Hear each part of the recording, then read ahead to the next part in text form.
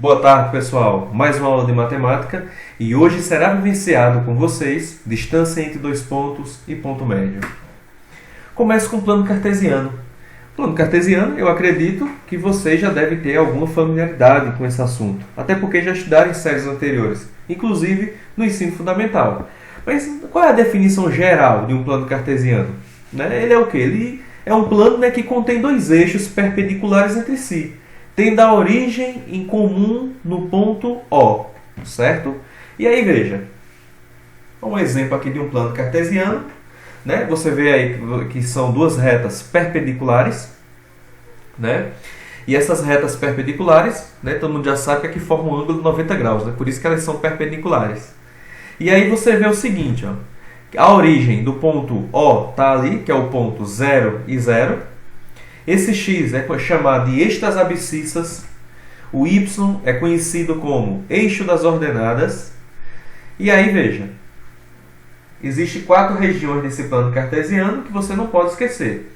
Essa primeira região é conhecida como primeiro quadrante, essa segunda, segundo quadrante, essa terceira, terceiro quadrante e a última, quarto quadrante. Nesse plano cartesiano existem algumas coordenadas, certo? E essas coordenadas estão associadas a quem? Ao ponto, tá? E nesse exemplo que tem aí, eu tenho um ponto xp e yp que está presente nesse plano cartesiano, certo? E o que é que forma ele? Uma coordenada que a gente chama de abscissa e outra que nós chamamos de ordenada, certo? E aí você vê que existe essa relação entre 3 e 4, formando o ponto P, 3 e 4. Mas como é formado esse ponto? 3 é a abscissa de P, 4 é a ordenada de P, certo? E aí qual é a conclusão? Que 3 e 4 são coordenadas de P, certo? No geral, como é formado esse ponto P?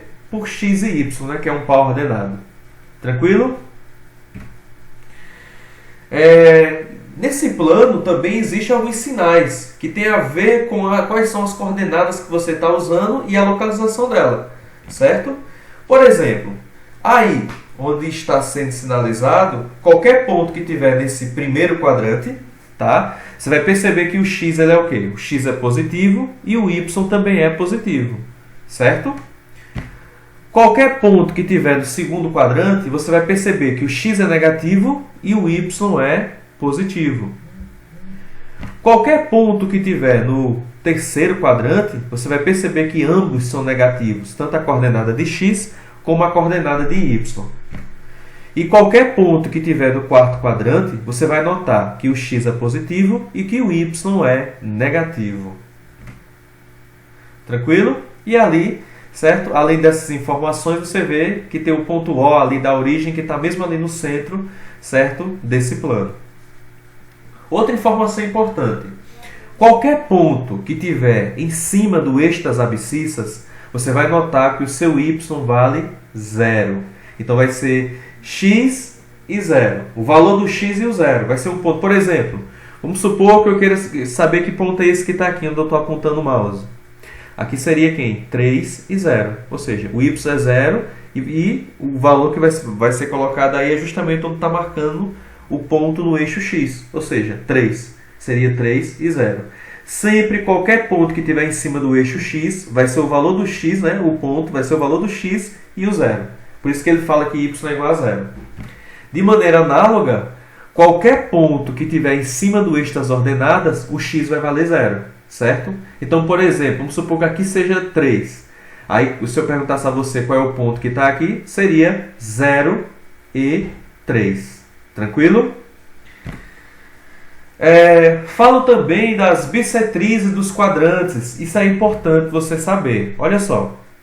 Essa primeira bissetriz, ela é conhecida como bissetriz dos quadrantes ímpares. Por que quadrantes ímpares? Porque eu estou me referindo ao quadrante 1 e ao quadrante 3.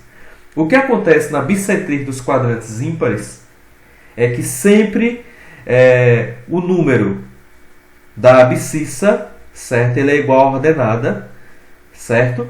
E aí, nesse caso aí, você vai perceber também outra coisa, que o sinal do número, certo? O sinal do número, certo? Eles vão ter sinais iguais, certo? Ou seja, qualquer ponto que tiver nessa região aqui, você vai perceber que os sinais deles serão idênticos. Por exemplo, 2 e 2. 2 e 2. Veja que nesse ponto aqui, 2 é positivo, 2 de x é positivo, 2 de y também é positivo. Aí se eu pegar aqui, menos 3 e menos 3, ambos estão com sinal negativo, não é verdade? Então, na bissetriz dos quadrantes ímpares, acontece essa relação, certo? X é igual a y e a abscissa igual a ordenada. Tranquilo? Quando se refere a essa outra bissetriz, aí eu digo que é bissetriz dos quadrantes pares. Por quê? Porque eu estou me referindo ao quadrante 2 e ao quadrante 4, não é?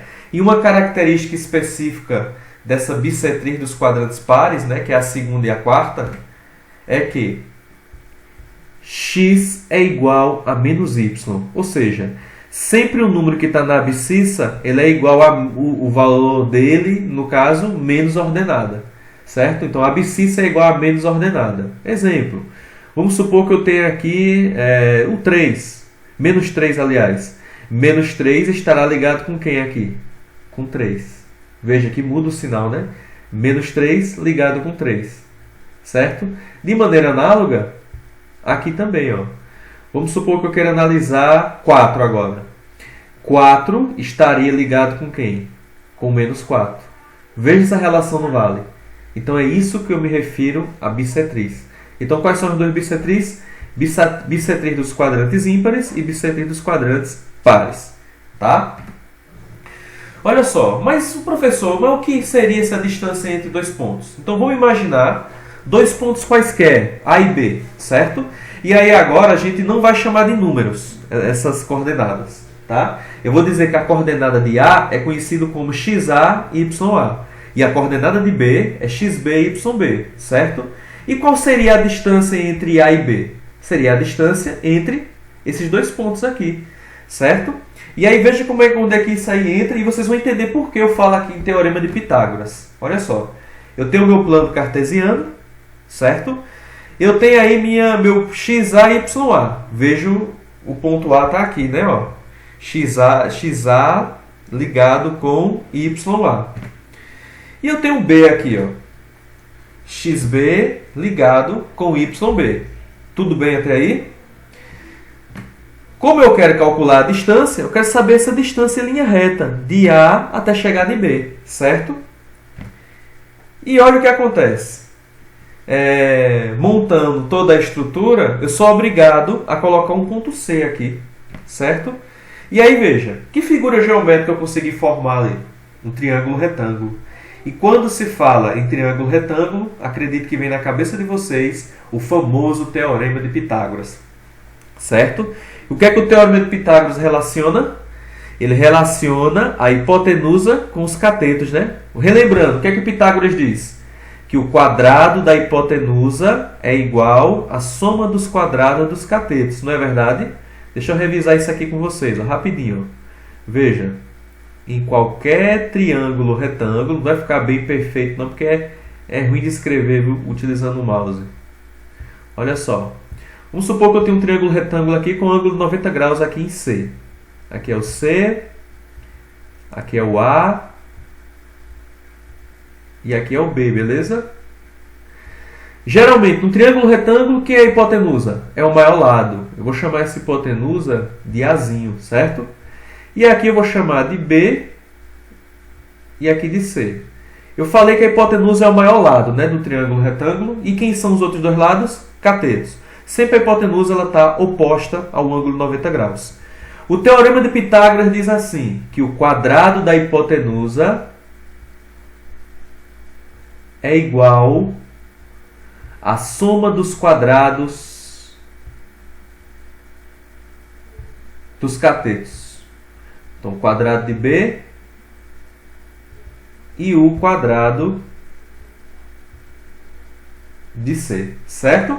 Então veja, olha aqui a relação. A ao quadrado é igual a B ao quadrado mais C ao quadrado. E aí veja como isso daí está bem intercalado com o que eu estou explicando. Veja que eu quero saber a distância de quem? De A até B, não é? E essa distância é dada pelo segmento de reta AB, certo? Ele está ocupando o lugar do Azinho aqui, né? Então, veja, o quadrado dessa distância é igual... Aí, veja, essa distância aqui, ó, BC. Ah, professor, mas o senhor colocou o B ali. Não importa, essa ordem aqui não tem tanto problema, não. É ruim quando você troca a medida do cateto com a hipotenusa, né? Aí complica as coisas. Mas os catetos entre si não tem problema, não, se você trocar a posição. Olha só. Desde que faça correto também, né?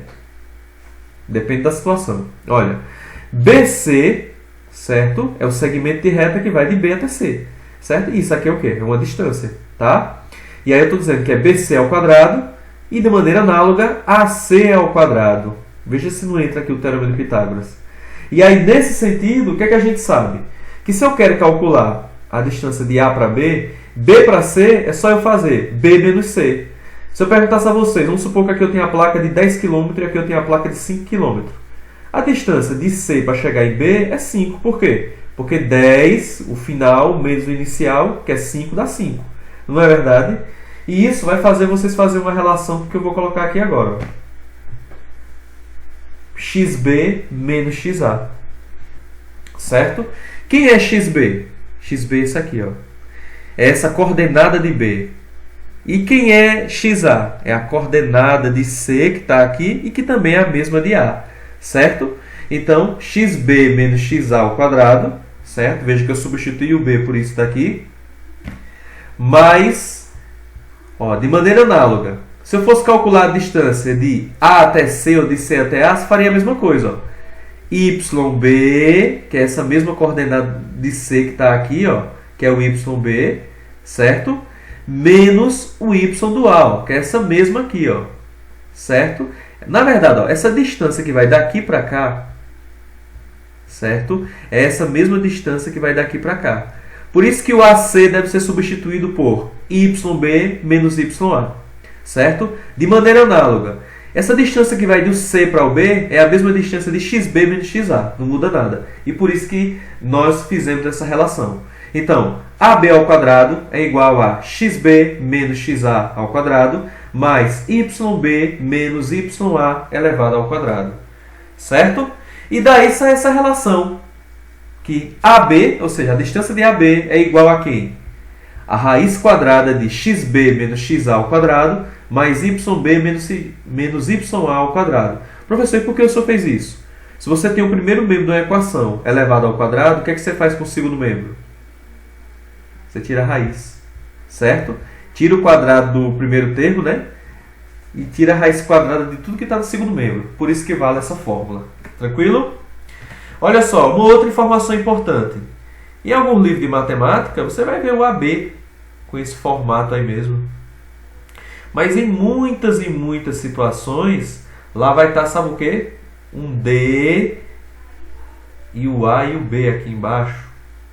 Professor, já vi com D, P e Q. D, C e D. Sim, depende dos pontos que você está analisando. Como aqui eu tenho A e B, fica D, A e B. Certo? Mas se eu tivesse aqui M e N, você colocaria M e N. Tá certo? Mas a fórmula é a mesma, não muda a sua estrutura não. E aí eu trago um exemplo aqui. Ó. Vamos supor que eu quero calcular a distância que vai de A até B. Certo? Ó, veja que aqui já usa. Certo? O D, né, e o AB. Certo? Aí o que é que eu vou fazer? XB menos XA. Quem é o meu XB? Veja, é o X do B, certo? Quem é o meu XA? É o X do A, certo? Quem é o meu YB? É o Y do B. Quem é o meu YA? É o meu Y do A, certo? Que no caso aqui, veja, aqui é 2, né? O XA é 2, YA é 3. XB é 5, YB é 7. Jogando tudo isso dentro da fórmula, veja, 5 menos 2 ao quadrado, mais 7, não, 7 menos 3 ao quadrado. 5 menos 2, 3, 3 ao quadrado, mais 7 menos 3, 4, 4 ao quadrado. 3 ao quadrado, 9, mais 4 ao quadrado, 16. 9 mais 16, 25. Qual é a raiz quadrada de 25? 5. Então a distância desses dois pontos é 5. Tranquilo? Vamos para outro exemplo aqui. Calcule a distância entre os pontos A, 2 e menos 3 e B, 4 e 5. Ó, veja só. Lembrando, veja que aqui é quem? XA, né? O XA é o 2. E aqui é quem? YA, que é o menos 3, certo? Quem é XB? Veja que XB é o 4. E quem é o YB? O 5, né? Aí você substitui, ó. Vê, aqui vai ficar, ó. No lugar do XB eu coloco 4, vai ficar 4 menos 2, mais... Quem é o YB? 5 menos da fórmula, menos 3, certo? 4 menos 2 dá 2. 2 ao quadrado, 4. 4 menos 2, 2. 2 ao quadrado, 4, certo? Mais, agora jogo de sinais aqui, ó. Menos com menos, mais. Certamente aqui ficaria, ó, 5 mais 3 ao quadrado. Tá 3 feio danado, ficou? 5 mais 3 dá 8. 8 ao quadrado, 64. Tá certo? 4 mais 64, 68. Mas, meu professor, como é que chega a isso daí? 2 raiz de 17. Olha só. O que foi feito aqui foi uma simplificação desse radical. E aí, veja. Se você fatorar o 68, 68 dá para dividir por 2, né? 68 por 2, 34, né? 34 também dá por 2. E aí fica quanto? 17. Só que 17 é um número primo. Só é divisível por 1 por ele mesmo, né? Então eu vou colocar 17 aqui, tá certo? Aí olha o que acontece. Perceba que aqui deu 2 ao quadrado vezes 17. Certo? Então se eu quero calcular a raiz de 68, certo? Se eu quero calcular a raiz de 68, eu simplesmente vou fazer isso. Ó. Deixa eu pegar aqui um lápis. No lugar da raiz de 68, eu coloco a raiz de 2 ao quadrado. Oxê, por que ficou desse jeito? Deixa eu apagar novamente, viu? Isso aqui é coisas de ao vivo. Vamos lá. Aqui vai ficar raiz de 2 ao quadrado vezes 17. Aí olha o que acontece. Pelas propriedades dos radicais, se você tiver algum elemento aqui dentro do radical, né, que esteja aqui em produto, por exemplo, que ele tiver o expoente igual ao índice, ele sai de dentro do radical. Não é verdade? E aí por isso que aqui ficou, ó, tudo isso igual a 2 raiz de 17. Por isso que D é igual a 2 raiz de 17. Perceberam que a distância agora ele chamou de D? Então isso varia muito do material da bibliografia que você está usando. Certo? Vamos continuar. Olha só. Uma questão aí da Universidade Federal, acredito, UFC. Deve ser do Ceará. Certo? UFC. Não sei se é de lá. Você tem o UFC aí.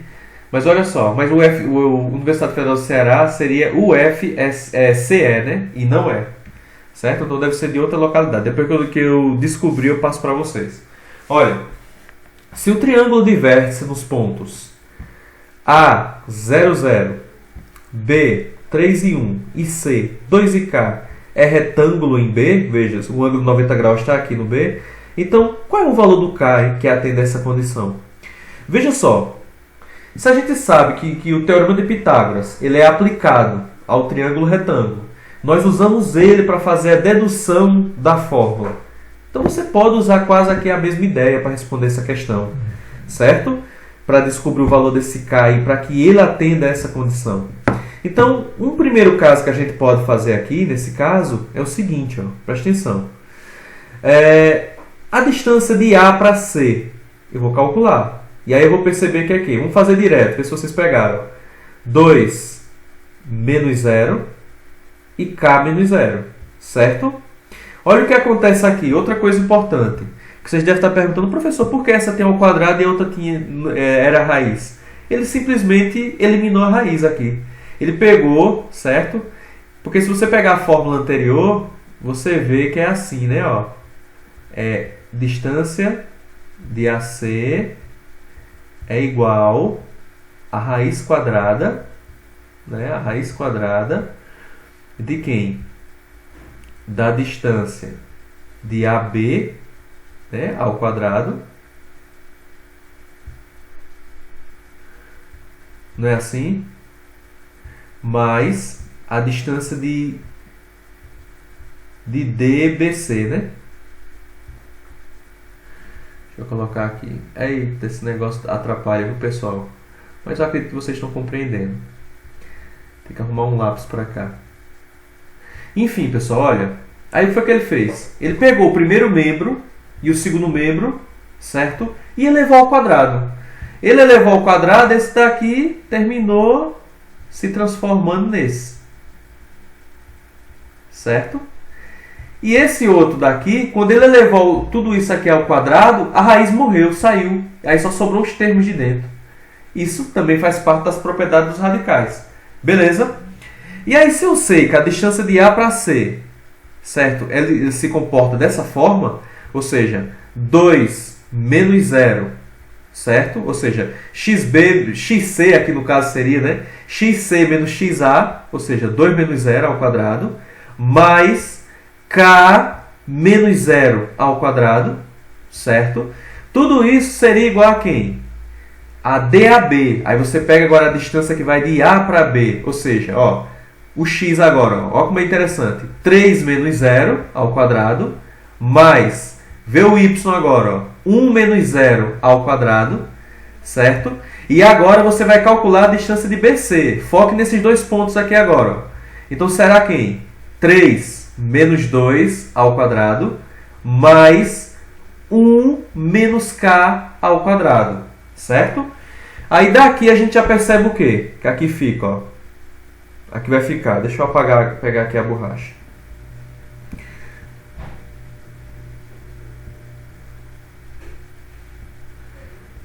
Aqui vai ficar, ó, 2 menos 0 dá 2, aqui fica 4, né?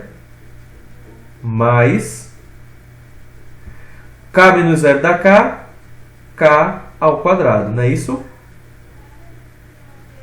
Igual 3 menos 0 dá 3, 3 ao quadrado dá 9, né? Ficou parecendo um 5, meu Deus do céu. Mais 1 menos 0 dá 1, 1 ao quadrado dá 1. Mais 3 menos 2 dá 1, 1 ao quadrado dá 1. E essa expressão aqui, quando você elevar ela todinha ao quadrado, você vai chegar a quem? A quadrado do primeiro, né, usando produtos notáveis, menos 2 vezes o primeiro pelo segundo, ou seja, menos 2k, né? E mais o quadrado do segundo. Então você chegaria aqui a quem? A mais k ao quadrado. Eita lentidão, viu? Poderia ter sido mais rápido. A parte boa dessa história todinha, sabe qual é? É que esse k ao quadrado que está lá no primeiro membro, ele será eliminado com esse k que está aqui no segundo. Certo? E aí veja o que, é que vai acontecer. Vai ficar quem? Vai ficar 4 de um lado igual. Vamos fazer o cálculo aqui, ó. 9 mais 1, 10. Mais 1, 11. E mais 1, 12, né? Aí vai ficar 12 aqui desse lado, né? E menos 2k. Não é verdade? Só sobra isso. Ainda bem, viu? Pensei que isso ia cair em Bhaskara. Aí o que que acontece? Eu vou inverter, vou trocar de posição para ver o que que acontece. Eu vou trocar o 2k pelo 4. E aí ambos vão mudar o sinal. Vamos verificar aqui, vamos fazer essa bagunça aqui para ver o que que vai acontecer. Então se 2k for para o primeiro membro, ele vai ficar o quê? 2k. Ele estava menos, né? Igual. Veja que ele estava menos e quando ele foi para cá ele mudou de sinal.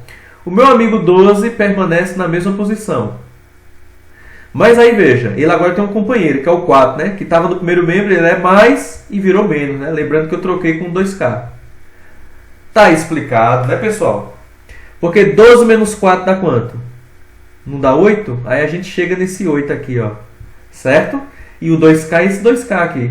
E aí, se 2K é igual a 8, quando você isolar o K, ou seja, dividir 8 por 2, você chega a 4. Tranquilo? Então, esse é o possível valor do K. Tá certo? Olha só, vamos falar rapidinho aqui de ponto médio.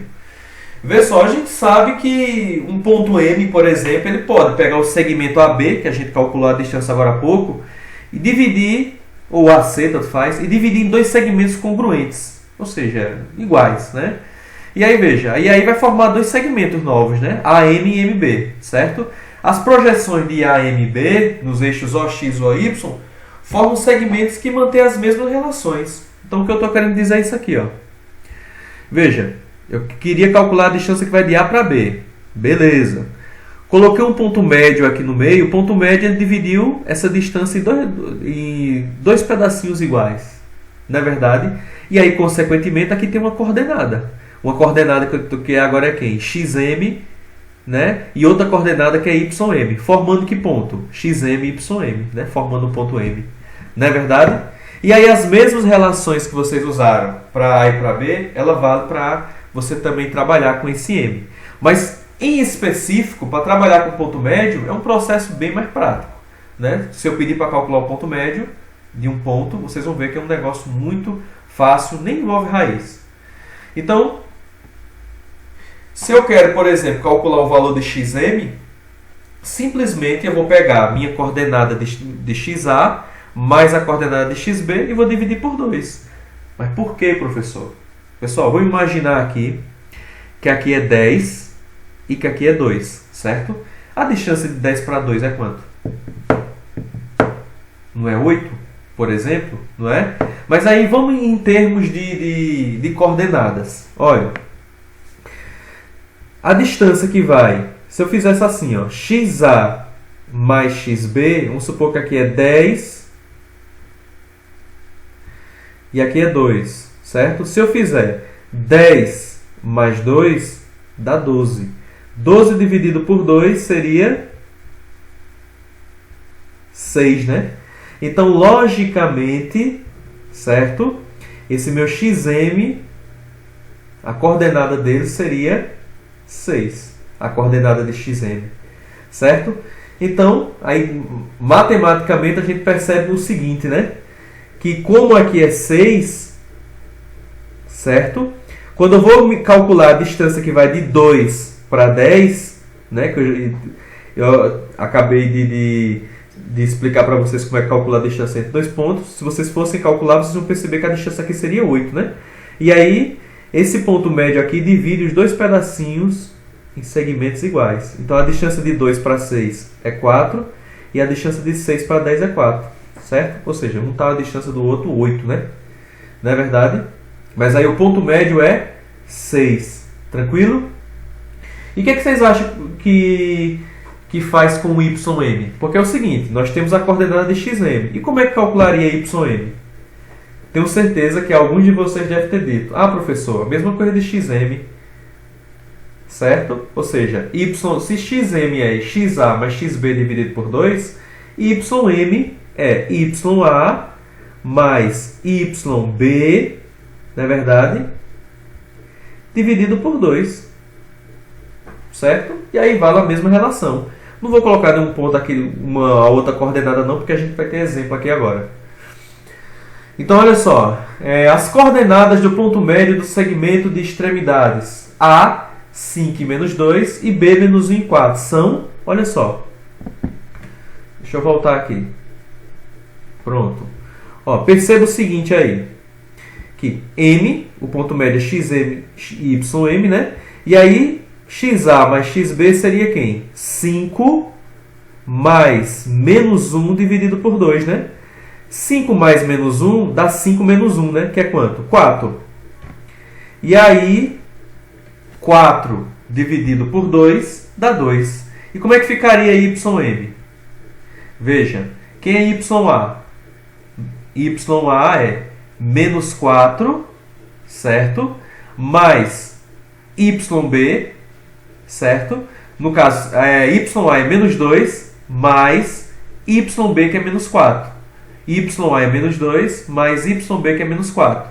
Menos 2 mais menos 4 dá menos 6. Menos 6 dividido por 2, menos 3. Então, qual é a conclusão da gente? Que o meu ponto médio aqui é quem? O valor do xm, que é 2, e o valor do ym, que é menos 3. Tranquilo? Exemplo 2. Eu quero encontrar o ponto simétrico de P1 menos 1 em relação ao ponto Q menos 2 e 3. Certo? O que ele está querendo dizer a você aí, em outras palavras, é o seguinte. Qual é o valor do ponto simétrico a ele que está do outro lado, já que isso aqui é o ponto médio? Porque existe uma simetria mesmo entre esses dois pontos, já que ambos estão à mesma distância do ponto central, né? Isso é uma relação de simetria mesmo. E aí o que acontece? Ele chamou esse ponto simétrico de A e B, tá? E aí olha o que ele vai fazer. Vai usar a mesma relação, sendo que agora eu tenho o valor do ponto médio. Então, calculando primeiro xm, eu vou ter menos 2 e A, né? Que é o primeira coordenada, né? XA mais XB, ou seja, A mais 1 sobre 2, né? A mais 1 será quem? 2 vezes menos 2. Aí fica A mais 1 igual a menos 4. Isolando o A, você vai ver o quê? Que A é igual a menos 4 e menos 1. Por isso que A é igual a menos 5. Então você já achou o valor da primeira coordenada. E para achar a outra, você pega o outro ponto médio, que é o 3. Aí fica 3 igual a quem? A B mais menos 1. Por isso que fica B menos 1. E fazendo do mesmo jeito que fez com o A, ó, 2 vezes 3 dá 6. Aí fica B menos 1 igual a 6. Isolando o B, vai ficar 6 mais 1 que dá 7. Então, qual é o valor daquele ponto simétrico lá? Menos 5 e 7. Tranquilo? Outra coisa importante para vocês, para que a gente possa fechar, é a mediana. Certo? E o que é uma mediana? É um segmento de reta que parte de um vértice, certo? De um triângulo, e ele divide o lado oposto ao meio. Então veja.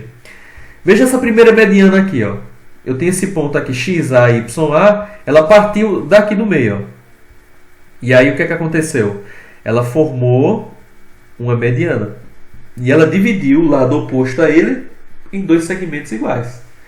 Certo? E aqui claramente você percebe que essa primeira mediana, ela é o quê? Ela é o ponto médio da distância de B para C. Ou seja, é o ponto médio de BC.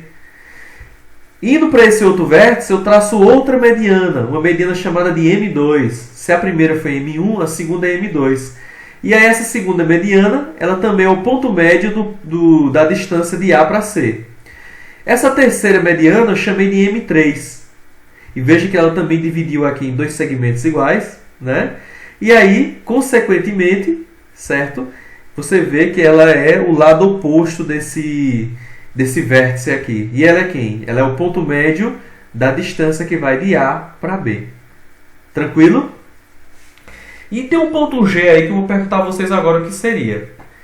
Certo? Porque veja, traçamos as três medianas bem bonitinho e vocês sabem que acabamos de criar um negócio chamado de baricentro, certo? E o que é o baricentro? É o ponto de encontro das medianas. Esse centro aqui. Então esse encontro das medianas é o que a gente chama de baricentro, tá? E aí o que é esse baricentro? Geralmente por dedução, a gente pode fazer isso posteriormente. Essa distância que vai de A para G, ele equivale a quê? A 2/3, você vê que ele é maior. É 2/3 da distância que vai do A até o M1 aqui. Certo? Se daqui, veja, se a gente fosse considerar isso como 3/3, basicamente a distância que vai de A para G ocupa 2/3 desse. Certo? Então por isso que é 2/3 de A até M1. E quem é GM? GM é 1/3 de A, certo? GM, certo? É quem? É 1/3 de A até M1. Então, se eu usei 2/3 aqui, certo? Esse outro aí seria quem? Seria 1/3, só esse pedacinho que está aqui, tá? Então, esse GM1, né, que é essa coordenada aí que vem parte do baricentro, se aqui eu usei 2/3, aqui eu só uso 1/3 da distância que vai de A até M1. Certo? E por dedução, por essa análise que está aí, qual é a conclusão que a gente chega? que, para mim calcular a primeira coordenada do baricentro, eu vou somar as coordenadas do x. Então, se aqui é xa, aqui é xb e aqui é xc, eu somo as 3 e divido por 3. Certo? E de maneira análoga, eu vou fazer com o valor do y, tá? Do baricentro. Aí eu vou somar ya mais yb e mais yc e vou dividir por 3. Olha um exemplo aí. Ó. Dado um triângulo de vértices 1, 1, 3, 1, menos 1 e 3, eu quero calcular o seu baricentro. O que é o baricentro? Não é xg e yg, que é o ponto de encontro das medianas? Então, olha como é que pode ser feito. Ó. Eu pego o xa, que é 1, pego o xb, que é 3, e pego o xc, que é... Está muito rápido o slide. Menos 1, né? Aí eu faço 1 mais 3, 4, mais menos 1. Mais menos 1 dá menos, 4 menos 1, 3, né? 3 dividido por 3 dá 1. Do mesmo jeito é com o y. 1 de novo, né? Que é o yb, né? Mais a outra coordenada, o 3. Não é verdade? E aí, 1 mais 1 dá 2, 2 mais 3, 5. 5 terços. Logo, quem é o meu baricentro? O meu baricentro seria 1 e 5 terços. Ok? Então, espero que tenham compreendido. Tá? Qualquer dúvida, pode entrar em contato. Forte abraço, fiquem com Deus.